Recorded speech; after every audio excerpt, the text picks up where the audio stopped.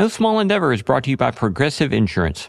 What if comparing car insurance rates was as easy as putting on your favorite podcast? With Progressive, it is. Just visit the Progressive website to quote with all the coverages you want.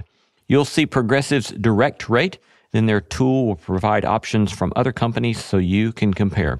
All you need to do is choose the rate and coverage you like.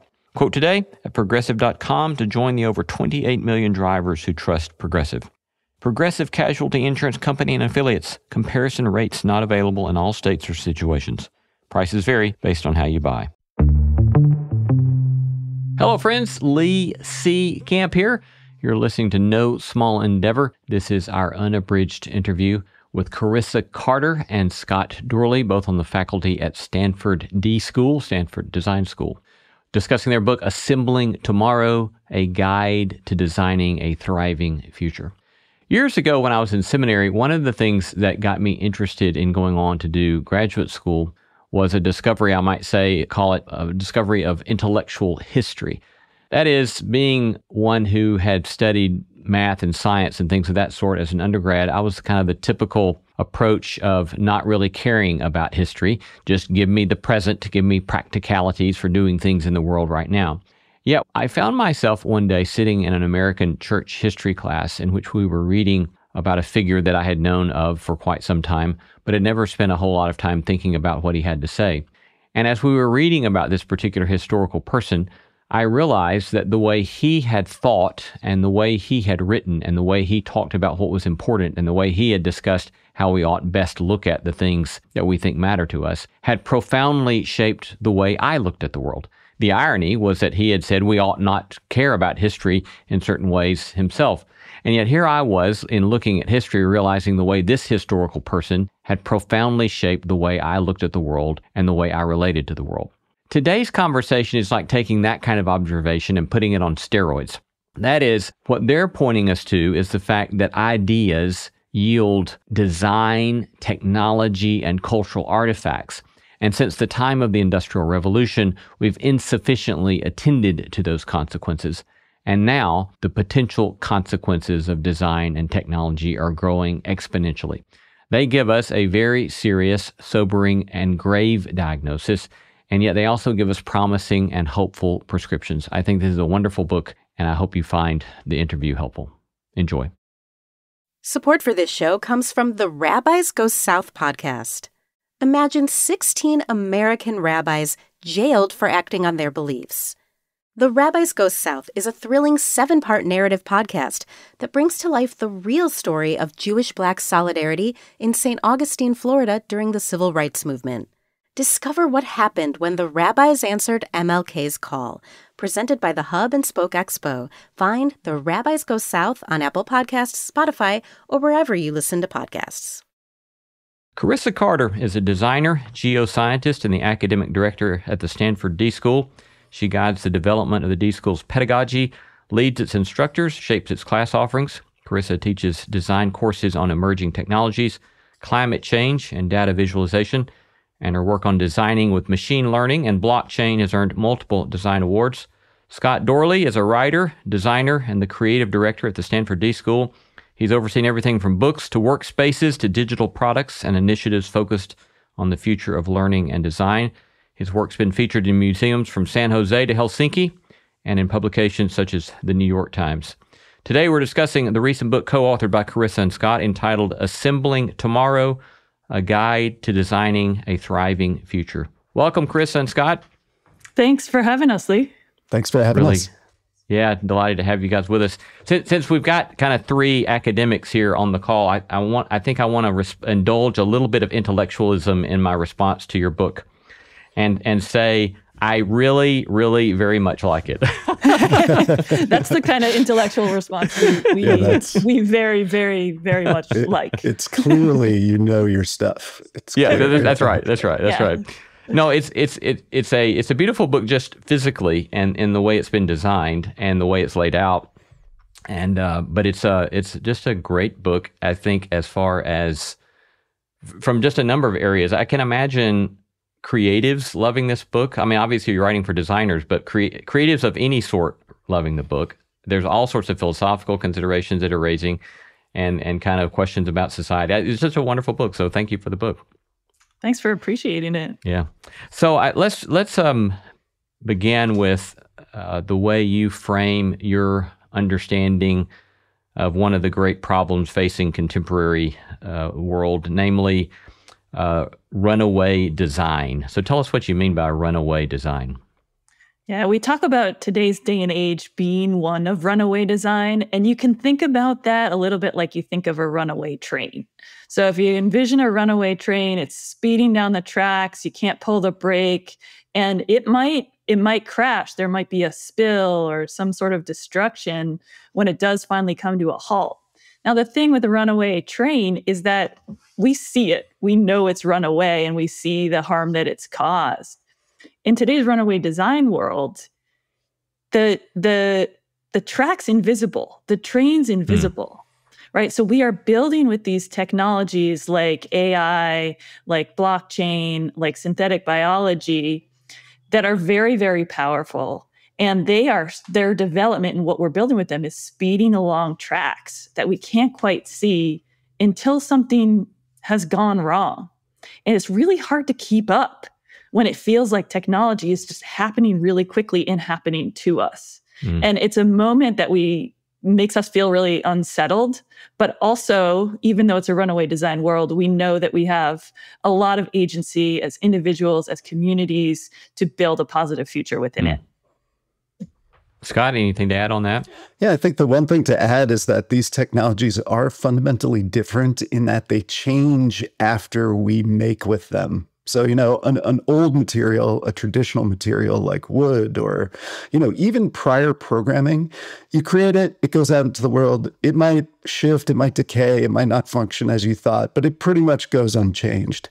These technologies like AI and synthetic biology, which we call artificial evolution, they change after we make them. And so that's not necessarily bad or good. It just requires a different approach to working with these things and also absorbing them as somebody who's a consumer. So in some ways, I suppose you're dealing with an older problem prior to the kind of technological moment in which we find ourselves. So even with the Industrial Revolution, for example, you point to the ways in which there's design that people don't foresee the sort of problems that are going to arise with that. And then you have today development design work where, again, we know that same dynamic is going to happen. And yet it seems to be all the more acute in its potential problematic state because precisely what you just said, Scott, because the designs themselves, the products themselves change in ways that we can anticipate. So expound upon maybe this is an old problem, but it's in its contemporary state, it's all the more problematic. Yeah, it's a little, as Carissa was saying, it's a little harder to see. The effects actually come more quickly. So we've been chatting with folks and have an example where if you think about the Industrial Revolution, it wasn't until about the 1980s that people started really getting serious about global warming, climate change. They were calling it the greenhouse effect. That's more than 100 years after, the things that created that effect went into the world. Now we have people worried about social media, where the fundamental shift in social media toward sort of algorithmic distribution was about 10, 12 years ago. And now we're seeing the effects, within 4 to 6 years, and now we're worried about them. So the effects are coming faster, and they're also, equally as obtuse. So a lot of people don't even see the necessarily causal impact of social media on, say, teen mental health. We can only prove sort of the correlation between the timing of those things. We haven't completely proved that they're causally impacting each other. I mean, I think it's pretty obvious that they are, but it's a little bit harder to prove and a little bit quicker to happen. Carissa? Yeah, I'll also add that as humans, as makers, we are great at getting excited at the possibilities as to what might be, but we are way less great at predicting what might go wrong and talking about that from the get-go. And that's not how our capitalist society is built either, right? We are made to build and sell, and my next widget's going to be the next big thing, and it's going to be fantastic. But it would take a big culture shift to be able to talk through, here are some of the ways that this has potential to harm people, the planet, whether it's 1, 10, 5, 100 years down. Yeah. Yeah, I think I really didn't pay much attention to your title until I was maybe a third of the way through your book. And I realized that the title is really setting forward, in many ways, the whole agenda, right? The assembling tomorrow, this sort of call to realize you're not just building for now, but you are, in fact, designing the coming world, or at least something that has potentially disproportionately large impact upon the coming world. So I think that's a kind of clarion call that comes through of such importance. So going back to those, Carissa, as you said, there are these, on this metaphor of the runaway train, that there are these sorts of tracks that are invisible to us. So part one then turns to these sorts of what you call intangibles, that there are these realities and forces at work, powers at work that we often cannot see or are insufficiently attentive to. So maybe we have some time to work through some of these. And the first one being connections, where one thing leads to another. So unpack that one for us. Yeah, connections is really about how, if you take any item in the world, and it's really easy to start with a thing, a product, something like holding a glass or a telephone here, or even a book. You can figure out how it's connected to everything else on multiple layers. Like, for example, I've got a cell phone here, an iPhone, and that's a physical product, and that has digital products on it, right? And that is connected. It enables any number of experiences to happen in the world. You can have a video call with somebody on the other side of the world. That was designed. This phone is embedded in any number of systems too, right? Like, I have an AT&T phone plan, and I'm a cog in that system. It decides where I get service and where I don't. And if I want an app, I get that at an app store, right? Like, there's rules for how you can upload your work to that app store and pull applications down from it. So we've got products connected to experiences, connected to systems. There's technology that powers all of that. The autocorrect technology, if you were to text message me, the name Carissa isn't often in the Western canon of names, and it'll autocorrect to carrot or carcass, right? And and I guarantee if somebody else is listening and they have one of these names too, what your autocorrect name is, yes, right? Because somebody designed the data. Yeah, mine is a misspelling of my name. Yeah, there you go, right? Like, but it learns, right? It learns after you correct it enough. Right. And so that learning was designed too. So the reality is that everything from our data and what's in it, all the way to the technologies that govern it, to the products that use that tech, to the experiences that are enabled by it, to the systems that hold it all in place, those things are all interconnected. And you can do design work in one of those layers. You can alter them. Like, your job may not be designer, but you may be somebody that works at your city municipality level. And what you build and create affects everything within it to some degree. And that's what we mean by interconnection, is how everything really does connect to everything else if you really expand out and zoom back in. Yeah.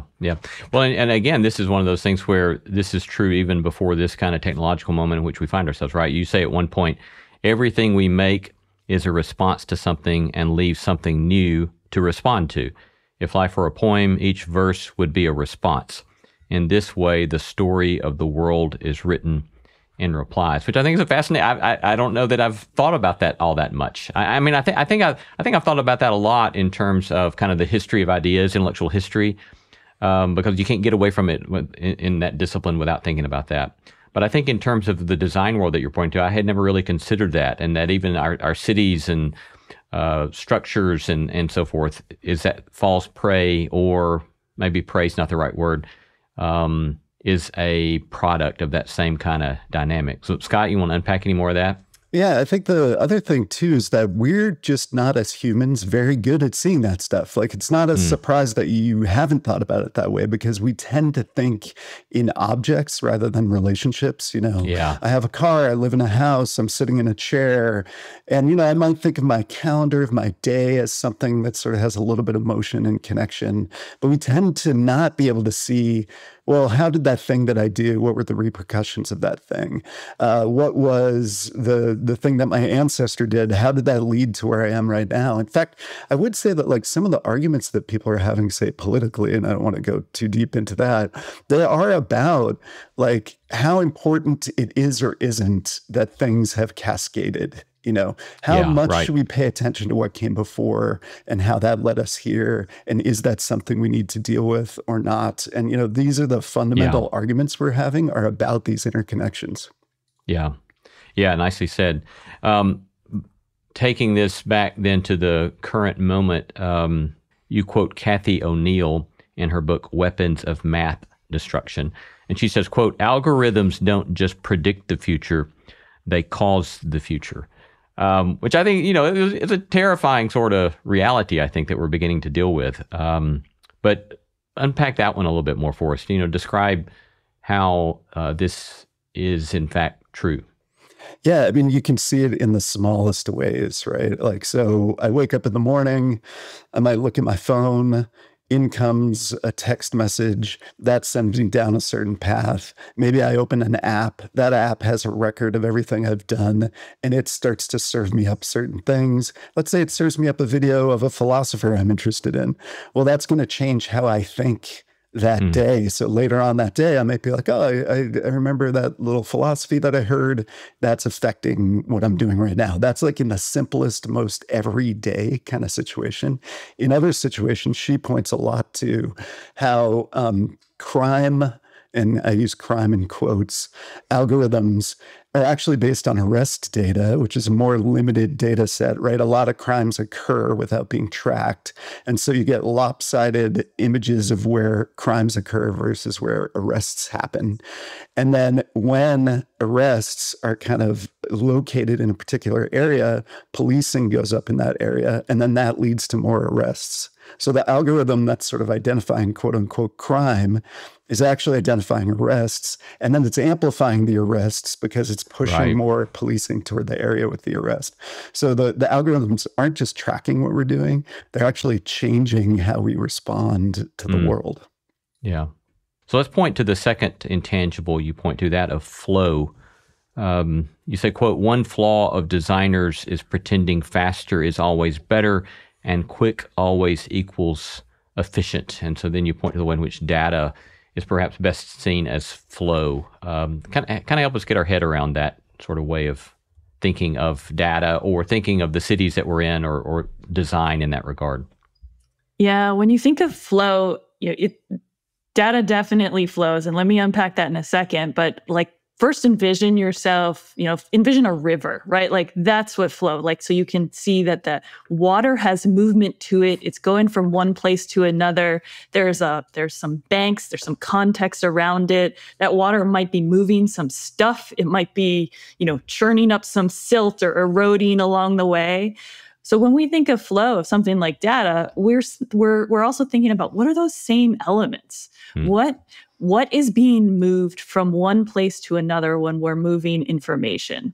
What's getting kicked up along the bottom along the way? What's being transported that shouldn't? Where is that data pooling and what's happening with it? And if you think about today, we are quite obsessed with moving things quickly, right? We equate speed with efficiency. And, if you think of any app that you have, it's like trying to make your life faster and better and easier, quicker, more efficient. And that's not necessarily true, right? Because when you think about our productivity as Americans, the last 15-ish years, if we go back to like 2007, 2008, if you look at our productivity as a country, it stayed fairly flat, maybe like increased slightly. And at the same time, our microprocessor speed, so our ability to do things quickly, has continued to increase exponentially. And what that says to us is that there's this desire to compute faster, to make things better, to make things easier, but it's not really making our lives easier, right? So we're moving data faster, but are we moving it the right way? Like, are we using it the way that we want to, that's really making our lives better? Like, that's the question, the discussion we'd love to even have. Yeah. The, it's common in discussion on ethics and technology for a lot of people to use a so-called instrumental view of technology, where the metaphor that's typically used is they'll say that technology is like a tool. It's amoral. It's like a wrench. You can use a wrench to fix a widow lady's car, or you can use a wrench to bash her on the head and steal her purse. It's just amoral. It's how you use it is instrumental view. But along comes somebody like, and I mentioned this person to you before we started the show today, Jacques Ellul, and he suggests that while that kind of conversation about technology probably needs to be had typically, to what end are we using the technology, that there's another question of what he calls characterology. It's a really weird word. I mean, he's writing in French, so I don't know about the translation there, but it's translated in English, characterology. And so what he's doing is he's saying all technology is not simply like a tool, but it engenders a sort of character in us as individuals, and it engenders a sort of character in us as communities. And if we don't look at the character that's engendered in us by a given technology, then we've failed to even begin to sufficiently see what's going on. And, as I was reading your book, I thought, it's like you guys are doing the kind of stuff that Jacques Ellul would have been really pleased to see you do, because you're asking lots of questions about what kind of people are we becoming and what sorts of questions do we need to be asking ourselves about ourselves. So this is a classic one, right? This notion of efficiency and always kind of assuming that the quickest way is the best way. So I don't know, any more commentary on what I said there about Ellul, or anything else you want to unpack on that? I love that idea of characterology. I think there's a directionality to all technology. I understand the desire to say that it's neutral, and I can even, make that argument. But there's like you take a gun, which is the simplest one. If the goal of a gun is not to kill, it's at least to damage, right? Like the technology is kind of the valence of the technology is toward damage. And there's just no way around that. Now, you can use it to damage different things. You can use it for self-defense. You can use it for hunting. You can use it for murder. But it still has this directionality of damage. And I think it's very hard for some reason when it's not as obvious as that. So nuclear bomb, it's easy to see the directionality of that, or the character of that. Gun, it's easy to see the character of that. Social media was not so easy to see the character of that, right? But in retrospect, it's actually pretty obvious. So initially, social media is about moving information around. It feels like the character is about connecting. It's about sharing with friends. We add something to it, which is sort of this algorithmic sorting based on popularity and attention getting. And then it changes the character, but we don't notice. We don't notice that the character has changed. But then obviously that leads to, if you're looking at images of people's bodies, you're going to have body image issues. There's something where it's sort of obvious in retrospect, and it's kind of confusing as to why it's not obvious beforehand. And I think our hope is that we can get better at kind of identifying that character as the technology is coming to be, rather than sort of figuring it out after the damage happens. Yeah. The next intangible you point to is feelings. And again, this was another kind of place I thought, this is fascinating, because, and again, I think it's just me seeing things in your discipline that I've not spent really any time considering. But I think obviously kind of in the, what do we want to call them? Maybe more soft humanities, theology, philosophy, psychology. Obviously, you're going to think about emotions and you're going to think of feelings a lot. But here you are talking about feelings and emotions with regard to design. And at first I was just kind of scratching my head thinking, what?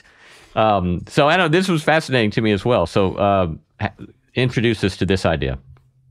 We talk about, there's a technology blogger named Malik, who's a reporter, and he talks about in 2014, this is well after Silicon Valley launches in the 70s.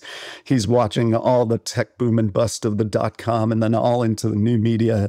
And he basically says, we as technologists have no idea what we're doing to people's emotions. We just don't even think about it.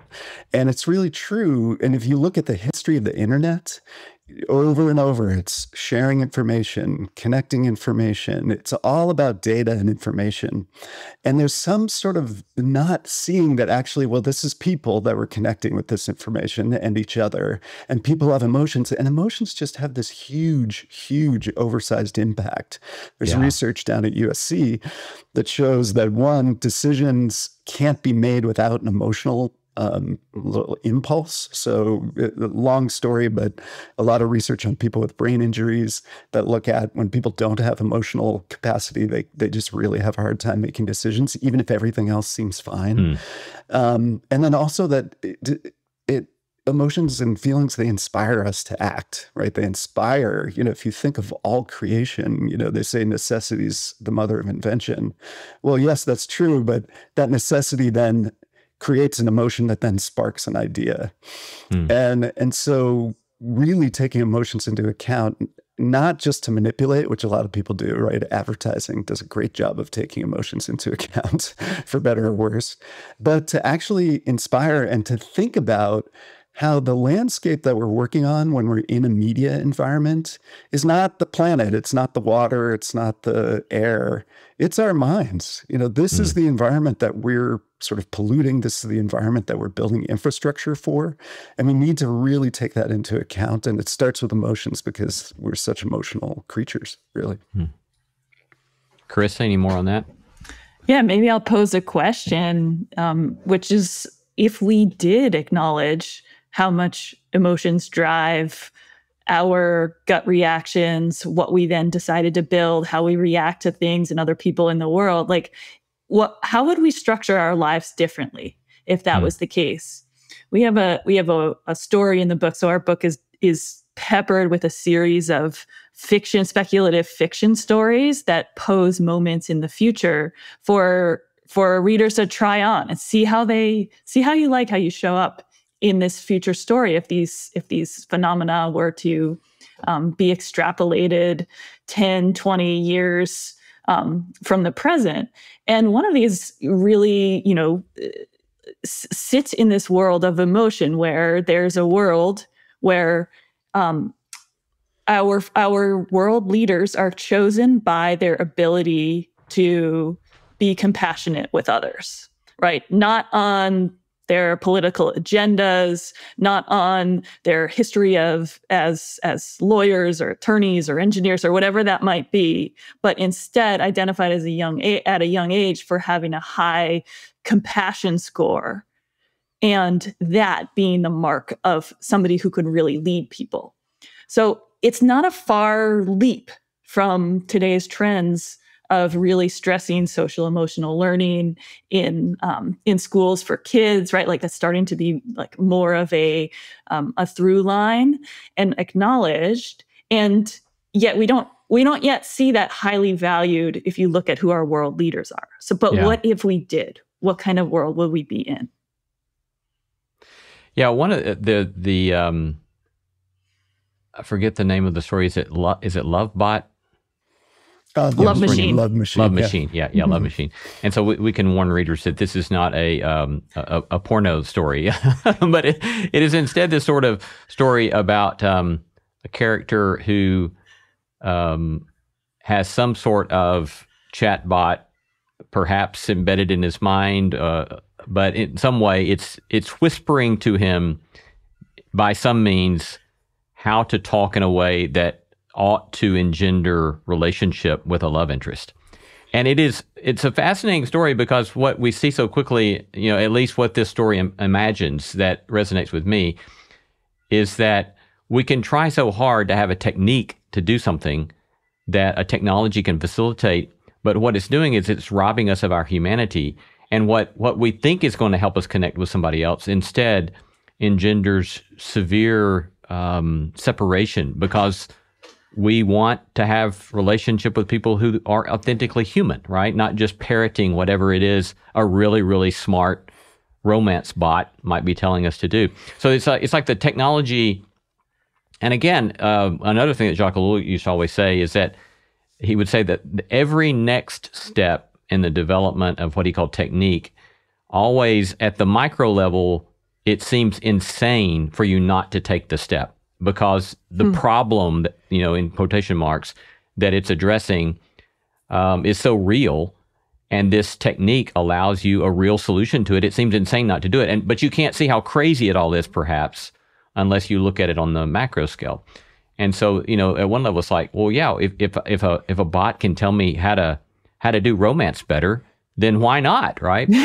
And yet again, what it's doing is it's putting this sort of layer between me and another human being. I don't know, thoughts on that? Well, let me brag on Scott for a sec, because he wrote that story, and I often, when people say like, what's your favorite story, I often pick that one because it cracks me up so much. It's really a funny story. Like, if you have ever been on an awkward date, like, this just amplifies that. Like, you will start sweating because you're like cringing for the character. Yes. So like, if I can give you any tease, like, read this book, because like it will heighten all those senses in you that like make you just crack up and like curl in on yourself. So definitely read Love Machine. Yeah.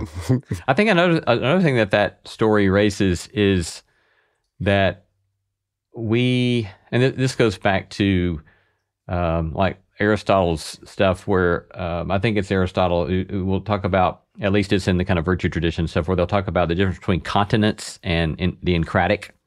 And so the continence is that you have a capacity to hold something or not do something, but it's just this kind of superficial capacity. Whereas the encratic is where your character has really been formed in a certain way, that you have the internal capacity, the training, the embodiment, the habits, the virtues that enable you to act in a certain way, right? So I think that story exhibits that perfectly, right? So there's sort of continence, if you will, that keeps you from saying a certain thing that you shouldn't say and prompts you to say a certain thing that it thinks you should say. But the internal formation of the self hasn't occurred, and it's just so off-putting. And again, you're pointing us to these kinds of questions that we generally, I think, are not asking of ourselves, but are so important. So I don't know, Scott, since you wrote that story, any other comments on that? Well, I think the way you're framing that there is exactly right. And to go back to what you were talking about with the instrumentalism, I think if we have that view that all these technologies are a tool, and when we use a tool, we're kind of offloading something that we do to that tool. So like if I drive a car, I'm offloading my motion to the car. If I use a calculator, I'm offloading my ability to compute. I think we need to be really careful about what we're offloading. Like I might be okay offloading my sense of direction because, the maps just make it so easy to traverse through the world that I can think about other things. I can pay attention to my kids rather than trying to find directions. Maybe I'm okay with that. But, am I okay with offloading my creativity to, a generative AI that can write? Maybe in cases where I don't feel like that creativity is really core to my being, maybe that's okay. But in other cases, maybe not. And I think, as we just say, tool to fix problem, we forget what the core is that we've developed to work on that problem and what we're losing, what we're offloading from our character. I mean, the idea encratic is the core character, right? The idea that I don't think we pay attention to the encratic part that much until it's gone. And then you're like, oh, wait a minute. Yes. I didn't want to lose that. Yeah, exactly. Yeah. Yeah. Nicely said. I mean, there's also if I could just build even beyond that, Scott mentioned the maps example. There's research that shows it's not just our character that might be adjusted, but our hippocampus has shrunk. If you never use your sense of direction, that affects the actual structure of your brain, right? And are we okay with that too? Right. Yeah. I think that when we're talking now about offloading that creativity or other characteristics that we might be asking machines to do, both for our characters and our psyches, but also our bodies, is that actually having physiological changes that could be harmful down the line? Yeah. Yes. Yeah. Well said. The fourth intangible you point to is make-believe. And you say all design begins as fiction. And then I would surely you use the word, but for me, kind of the summary of this chapter was this again, a clarion call to pay attention to how we imagine the world. And that we oftentimes don't pay attention to how we imagine the world. So begin to unpack that one for us a little bit. Well, everything is imagined before it's created, right? And that's what we mean by all design begins as fiction. Like you have to dream it up before you can make it. And sometimes those dreams seem crazy. We call them, fairy tales, etc. But sometimes those fairy tales can linger in our psyches and cause us to shape the future. One example of that is that the Apple Watch, if you have one of those, is famously credited way back down the line to a Dick Tracy cartoon, where there was a smart, powerful watch character, and that has stayed in the mind of the designers throughout. And now we don't think twice about strapping something that measures our heart rates on and how many steps we've taken and can call people, right? It doesn't feel crazy now. It felt way crazy in the beginning. So that's a superpower, right? That's something that happens, but it's also something that we need to make sure we're doing plenty of make-believe, because what you dream, maybe not in your lifetime, but one generation down, two down, that could come to pass. Well, so let's move then to part 2, in which you call us to what you call actionables to unmake runaway design. I was reminded of the phrase from a lot of contemporary Judaism, tikkun olam, which is just to repair the world. And that's what you're calling us to, right? That in design work, let us not ignore all of these intangibles that we too often ignore, and set out intentionally to design healing or design repair into our designs, knowing the tendencies that we have not to see things fully, or knowing the tendency that we have that everything's going to be imperfect. But I love that sort of hopeful vision that you're setting for us here. There's really serious problems to be addressed, but there's possibilities to go forward. So let me ask this question first. Was the kind of hopeful piece there for you from the beginning, or did you begin with just this kind of diagnostic critique piece? How did you come to this sort of diagnostic plus hopeful element that you wanted to try to hold together? Well, sorry, go ahead, Carissa. No, I was just going to have a snarky answer around lots of work and pulling our hair out and mapping it and pulling it and putting it back together again. That's probably the truth. But Scott, give us an eloquent answer. Well, I was going to say something sort of similar, which is the impetus of the book was really what's going on. And forget bad actors. I mean, bad actors are important to deal with, but there are a lot of people with really good intentions creating a lot of stuff that's working in some ways and then not really working at all in others. Particularly as time goes on, it starts to reveal that, that thing that kind of worked for a little while, now it's not working. And so it just began with this question of what is going on here? Why do good intentions not lead to perfect outcomes, say? Why, if everybody is dreaming of utopias, why aren't we living in one? Yeah. And of course, there are a lot of reasons for that. There are systemic reasons, but we decided to sort of focus on just internally as people who are creating, what are the things? And that's where the intangibles came out. And then I think along the way in that hair pulling, throwing things away kind of situation, we started to realize that there is a perspective, particularly, you see it here in Silicon Valley where we are in spades, where it's about breakthrough, disruption, we're going to create the new thing. It's going to cancel everything that came before it. It's all progress. And again, not against that. Totally, there's great things that come of that because some things do need to be disrupted, frankly. But that's only one way to think about creativity. So there's some wonderful research about differences in culture in China, north and south of the Yangtze River. And just to sum it up, there's evidence through, numbers of patents, divorce filings, psychological studies, that the north is much more independent. It's much more this breakthrough kind of Silicon Valley style. And that the south, the creativity is much more sort of communal and adaptive. And how can we work together? How can we bring things together? And their theory is that maps to the crops that they grew hundreds of years ago. The north was wheat, which you can grow much more independently.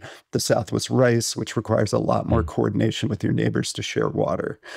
And I think that, for me in particular, it just crystallized something that Chris and I were talking about, which was, maybe the motivation of design should be to bring things together and not sort of disrupt and break through and tear things apart.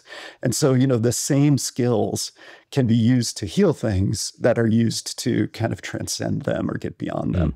And so it's just a slightly different perspective, but it is quite different. We have some stories in there where people have good intentions and it doesn't always go great because they're not about creating harmony. They're about kind of solving a single problem.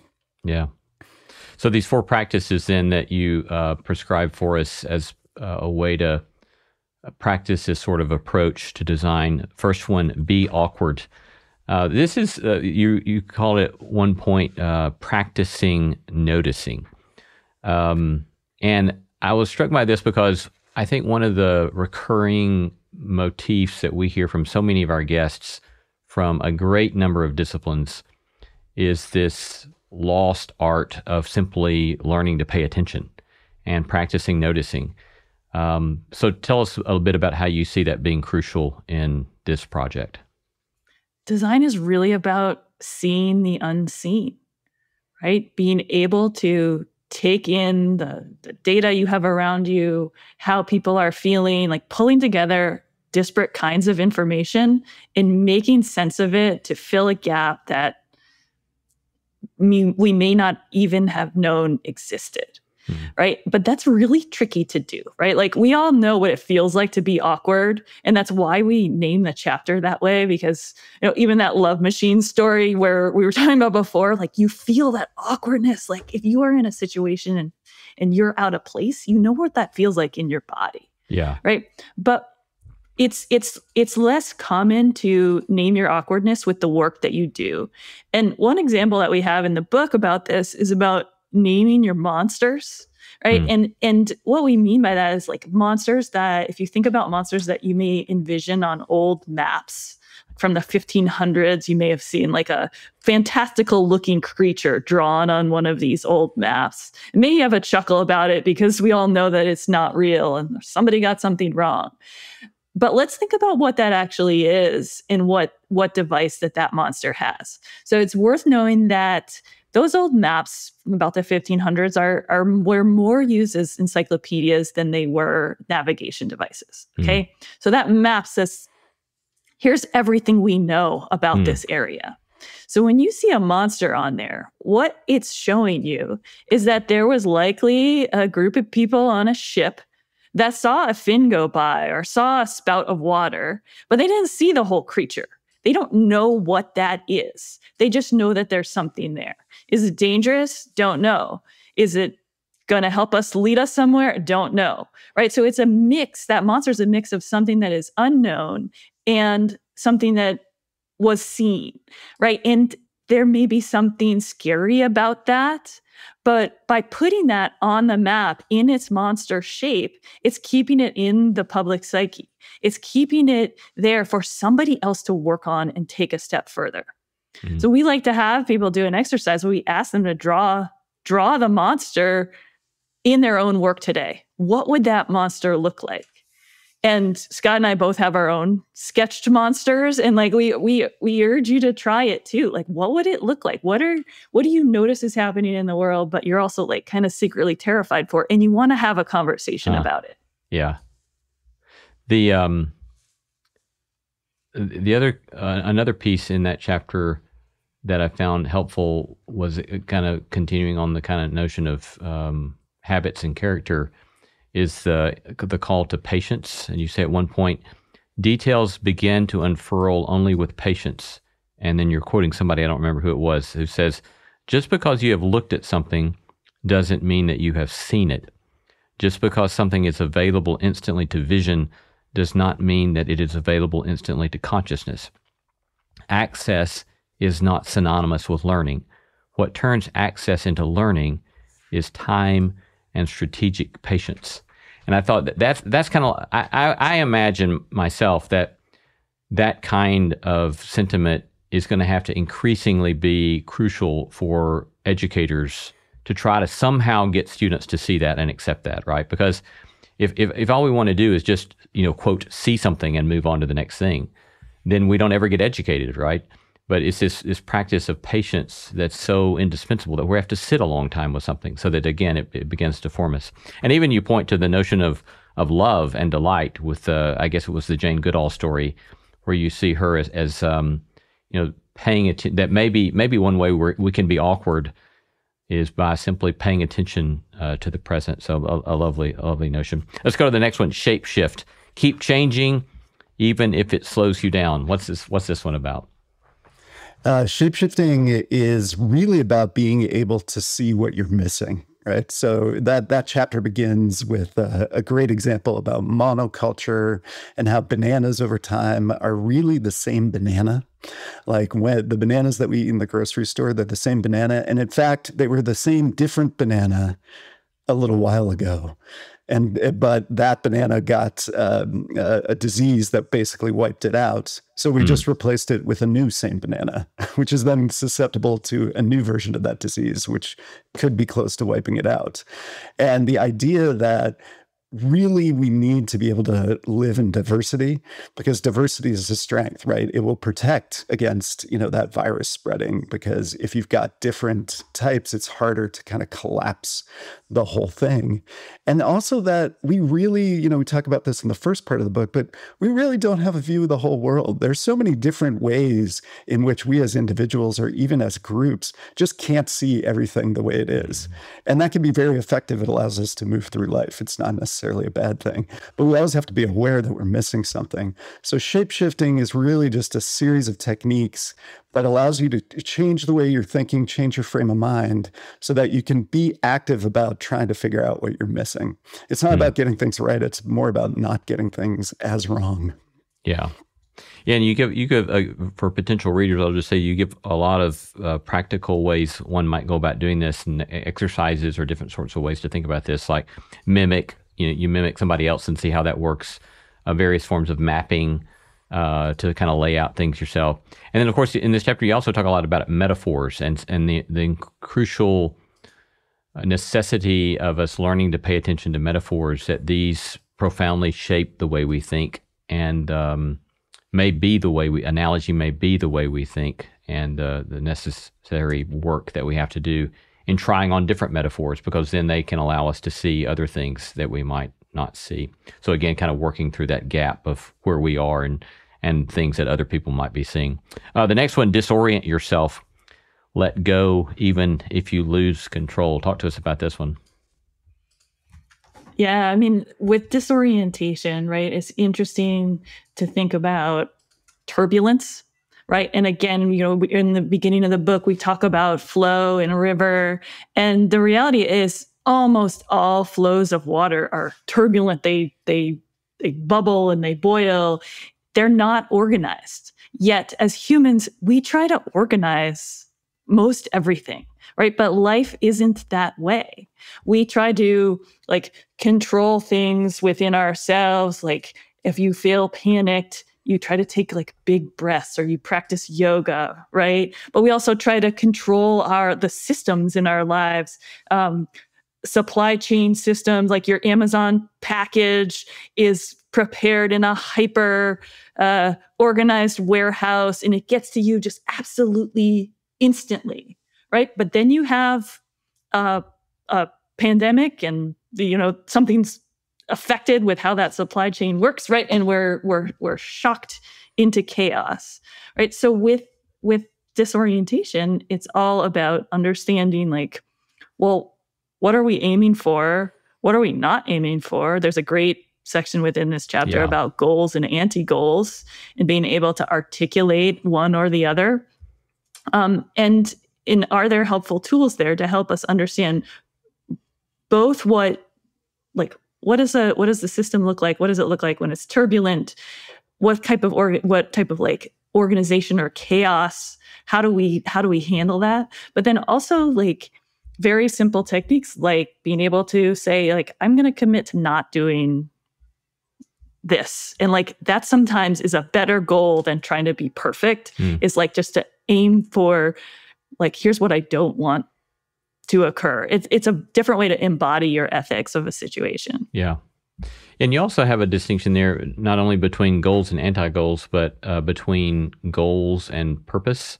I think maybe the way you put that, which I think is really important distinction as well, that there can be these sort of objectives or goals, but the larger, more pressing concern is really what's the purpose of the maybe something that we're designing, or more, what's the purpose of being human, right?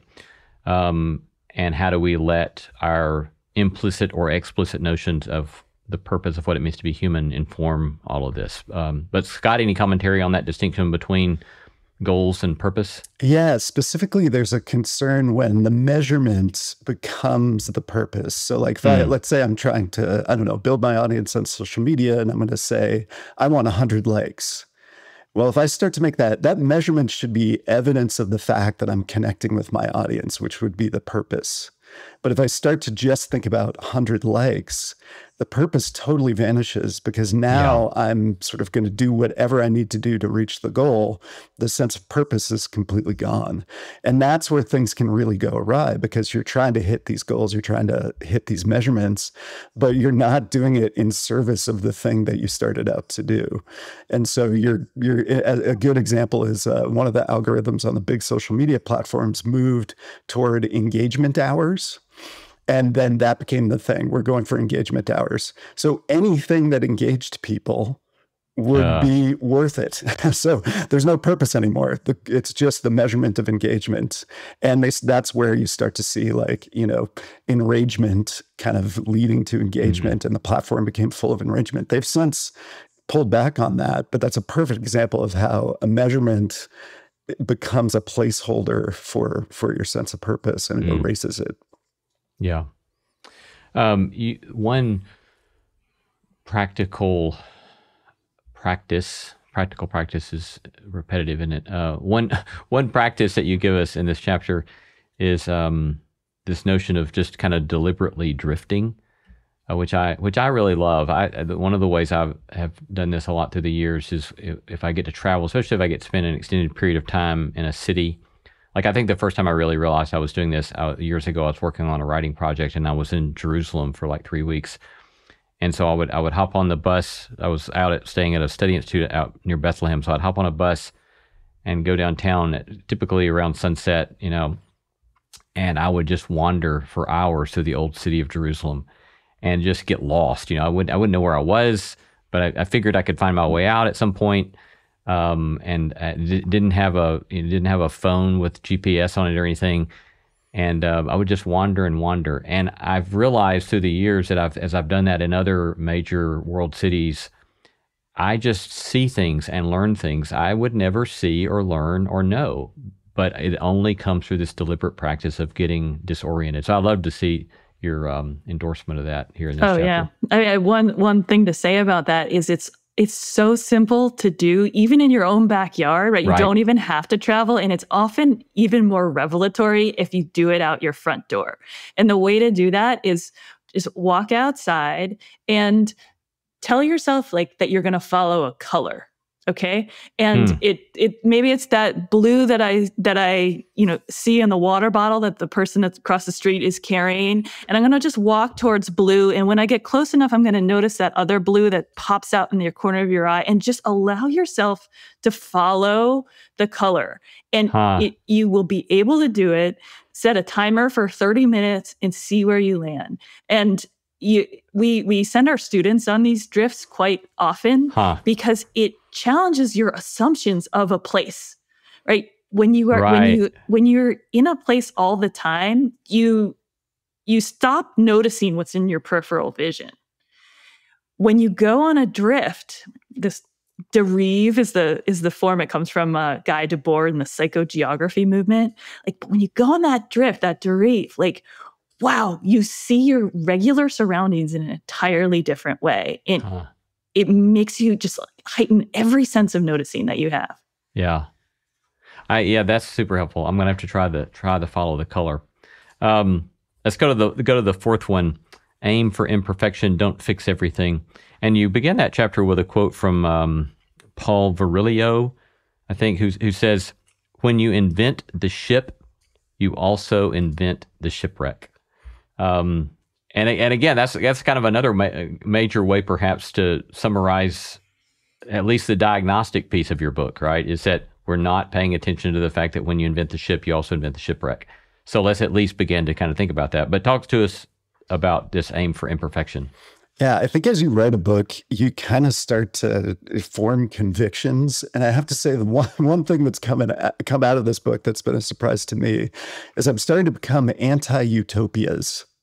And I think because it's just a completely flawed idea that we're going to get everything perfect. There's absolutely no evidence, despite many tries, that, we could come up with some system that's just going to make everything right.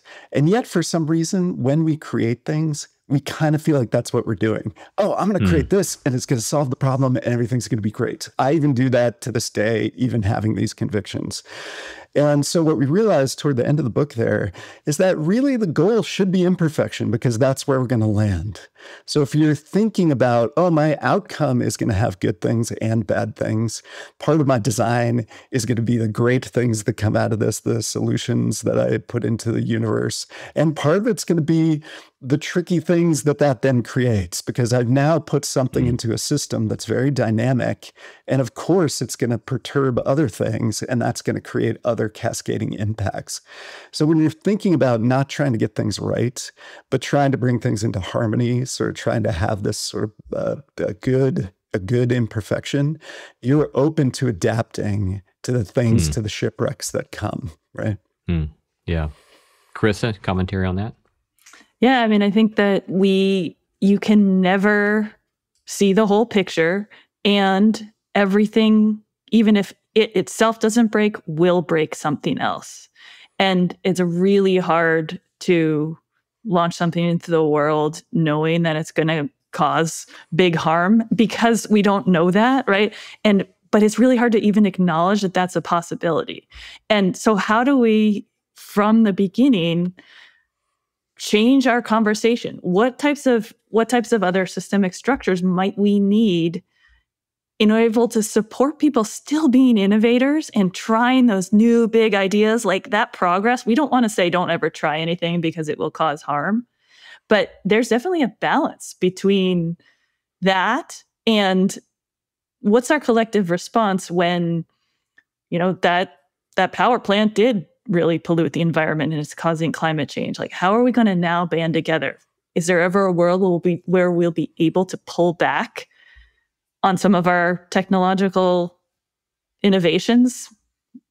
Not sure. Yeah, so I don't hear you saying, because we know everything is imperfect, we're off the hook for the imperfections, but instead, quite the contrary. It's because we know that everything's imperfect, then take seriously the potential damage that may come in the wake of our design, and then at least try to consider possible mitigation, and in some cases, maybe simply not doing it, right? Not designing it, or not going down a particular path. Is that right?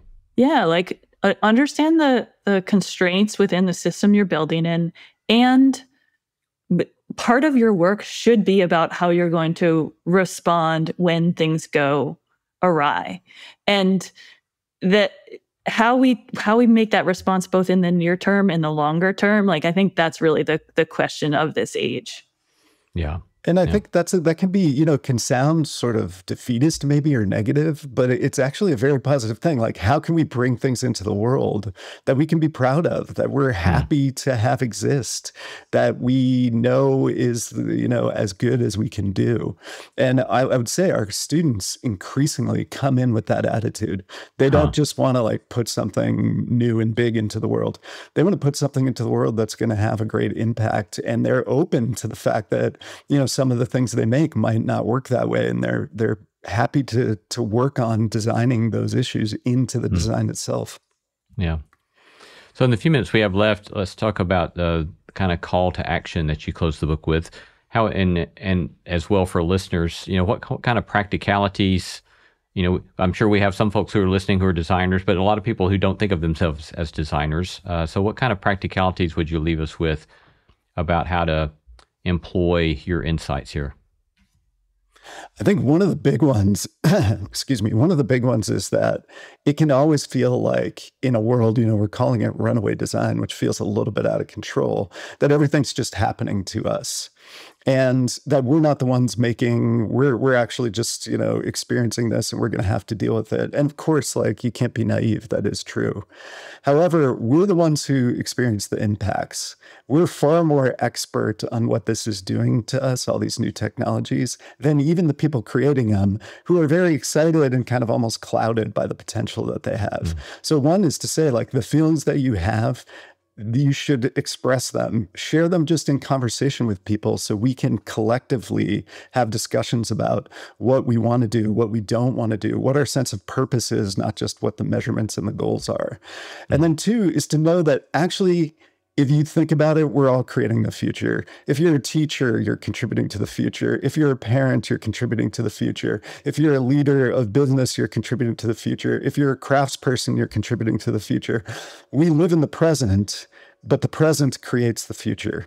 And so even the smallest changes at a grand scale can have a huge impact. So we actually do have more influence, maybe not over what technology is coming to be, but definitely over how we want to put it to use. And I'll add, one of our big takeaway messages is we say, be a good jig of the world, right? And the jig being the device that holds the piece of wood or metal that you then can shape, right? And so you don't always have to be the feature, but how you ask questions of what's happening is important. How you react, your emotional response, the fact that you might acknowledge what that monster is, like, that's all ways that you are being a good jig about what's around you.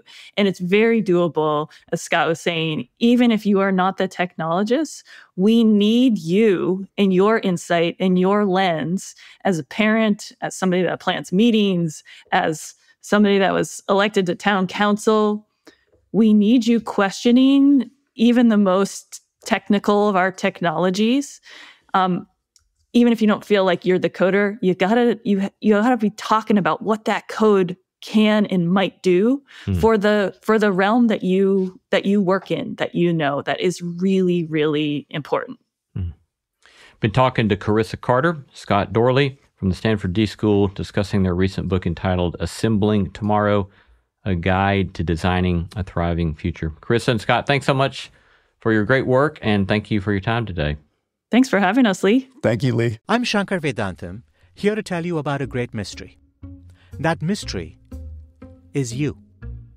As the host of a podcast called Hidden Brain, I explore big questions about what it means to be human. Questions like, where do our emotions come from? Why do so many of us feel overwhelmed by modern life? How can we better understand the people around us? Discover your hidden brain. Find us wherever you get your podcasts.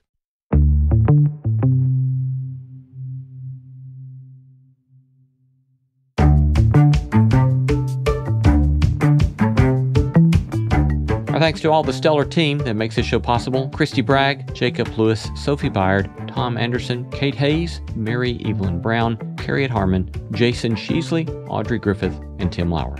Thanks for listening, and let's keep exploring what it means to live a good life together. No Small Endeavor is a production of PRX, Tokens Media LLC, and Great Feeling Studios.